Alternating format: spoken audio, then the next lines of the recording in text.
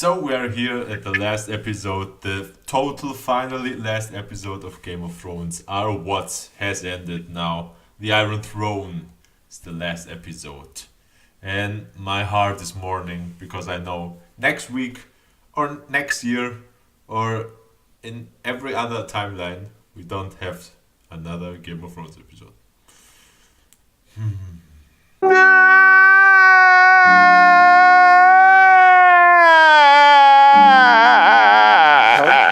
But I'm hope for some kick-ass video games in the future. Breaking news! From Software works now with George R. R. Martin. He's himself confirmed that, and we all know, and if you're not familiar in that video game lore, From Software is a development team that is known for their Dark Souls or Bloodborne or Sekiro Dightwise series. So these all games are very distinguished for their hard difficulty. And in my head, I only picture play maybe a ranger from the Night Watch, and as you promised, I'm the protector of men, the realm of men, and all the Night Walker will be little boss fights, and so I don't know, but alone the idea of that brings me goosebumps.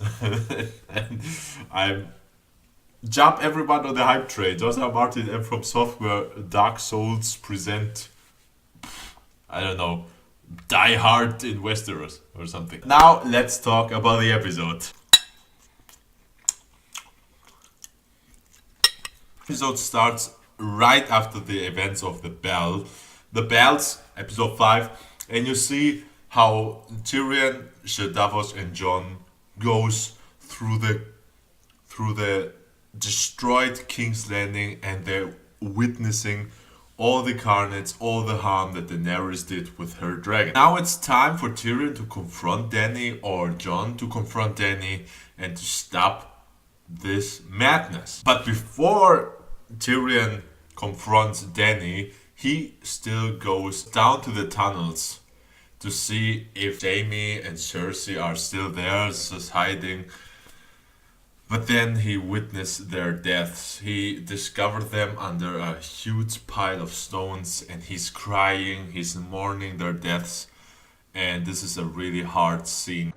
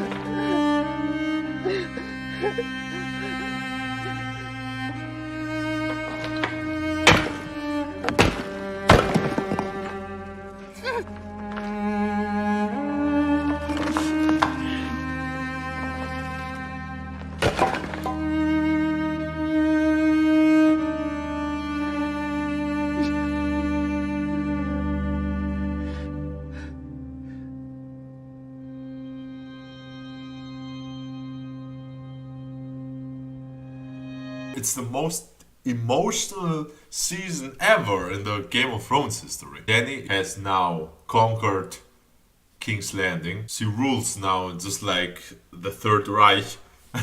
You see her in all black, all the soldiers, all the Unsullied waiting for her, and with the big black banner of House Targaryen. And reminds you a lot of the Third Reich, or the scene from the Indiana Jones 3 movie with all the Nazis. Very, very similarities. And she has again her speech. It's like, you helped me conquer the seven kingdoms, you gave me the Iron Throne, you helped me conquer the Iron Throne, you killed all my enemies, destroyed their stone houses, just like Drogo says in his speech in the first season.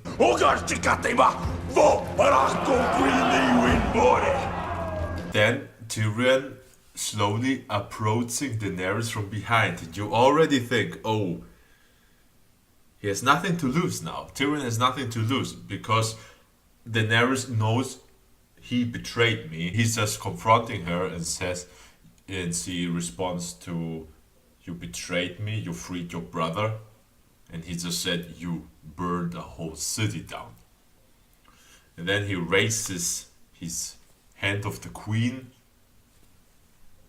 thingy, emblem from his chest. Daenerys says, take him, and we execute you in the next day. Jon is still in conflict with his mind and with his feelings, so he doesn't really know which side he should choose. Should I go with my queen, or should I go with Tyrion and kill Dany so we can stop this tyranny? And then he makes a last visit to Tyrion before he gets executed, and he visits him and they have a talk.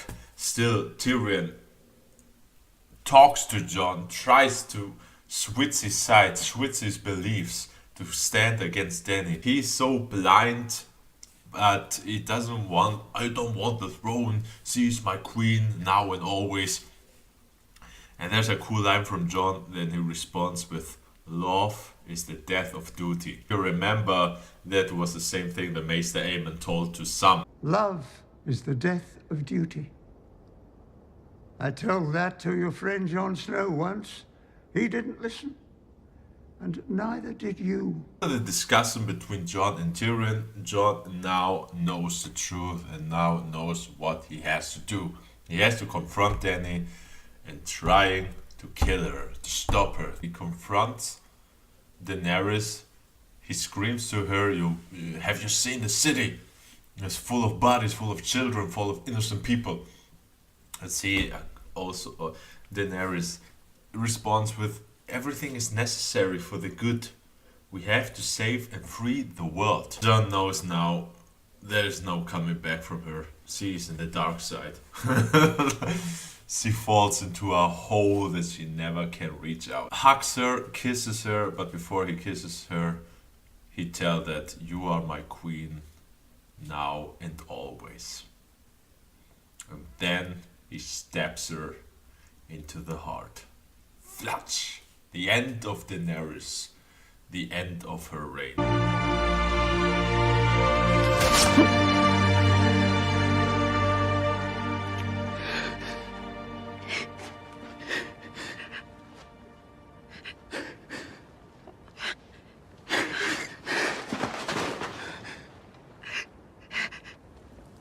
And I love the cinematography of this scene that is very similar to the way that Jon says goodbye to Ygritte.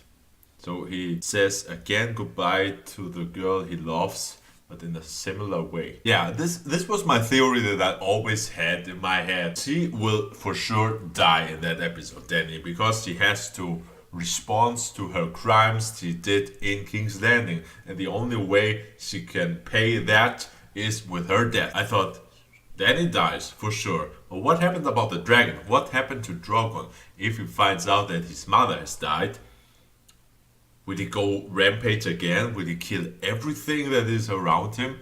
Or will he kill the killer of Dany, in that case Jon?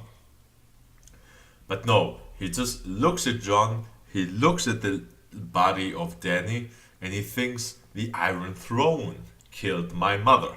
So I will burn it to the ground, destroy everything. Or in the head of Drogon, I guess, he breaks the wheel. So he breaks everything. That this wheel, the Iron Throne, is responsible for all this savagery that happens in that world. So I just burn it down.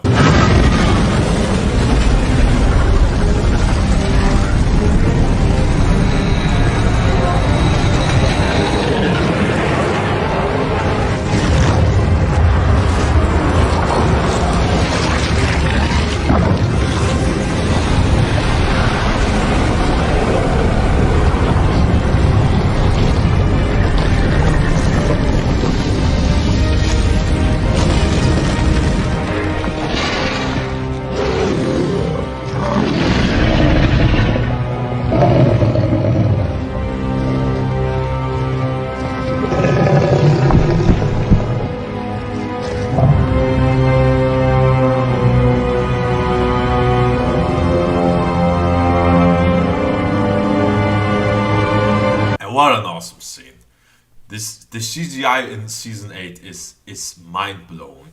Kudos to the cinematography and the special effects in that season. You can say whatever you want about the quality or the writing about the season, but the cinematography and the special effects are top notch in that season. And the other glorious thing about this season is again the soundtrack. Ramin Djawadi puts everything out for that season, and what I love is the leitmotifs he puts in certain themes, just like in the Stark theme or the Daenerys themes. Now that Dany is dead, and Jon is in custody, who will rule us now?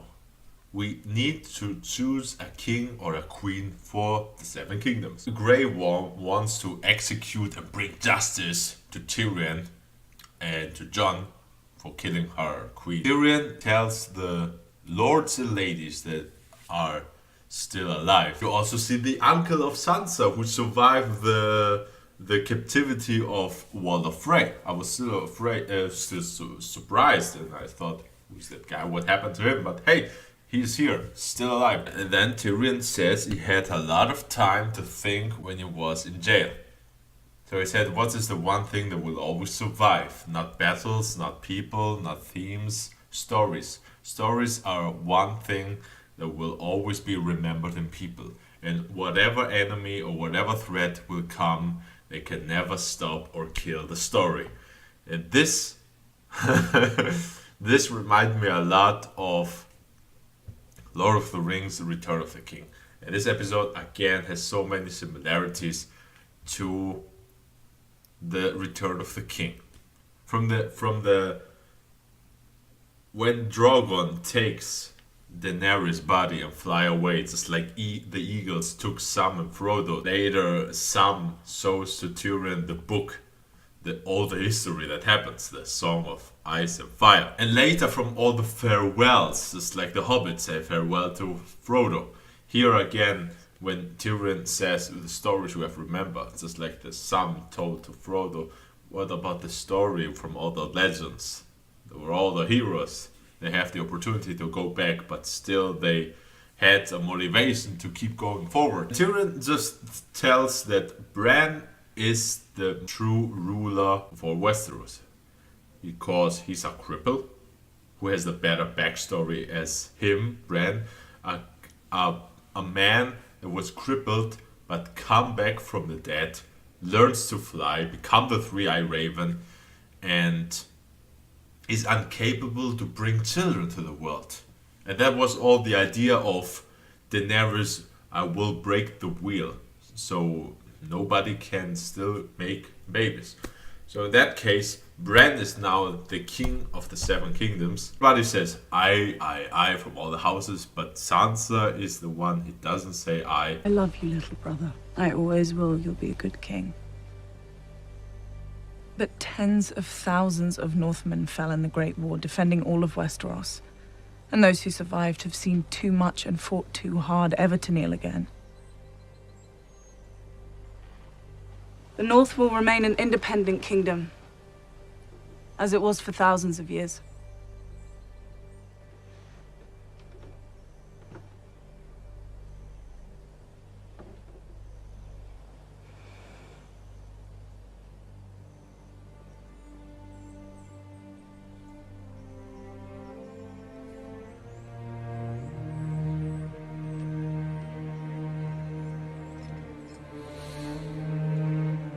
All hail Bran the Broken, first of his name, King of the Andals and the First Men, Lord of the Six Kingdoms, and Protector of the Realm. All hail Bran the Broken!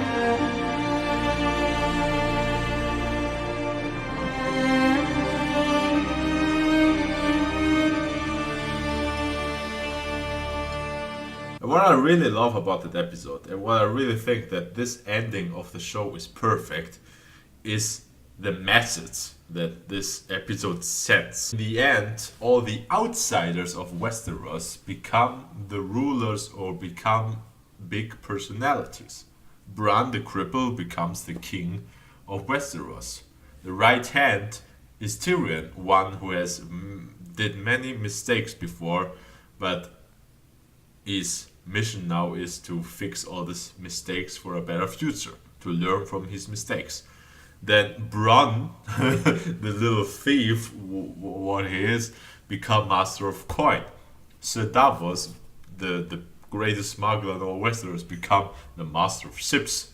Brienne becomes the new Lord Commander of the Kingsguard. Podrick is also becomes also a knight and is a knight of the Kingsguard.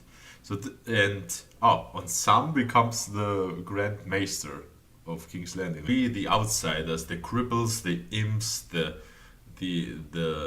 not beautiful ladies, the little chubby guys, we become the new heroes. So now Sansa is the Queen of Winterfell.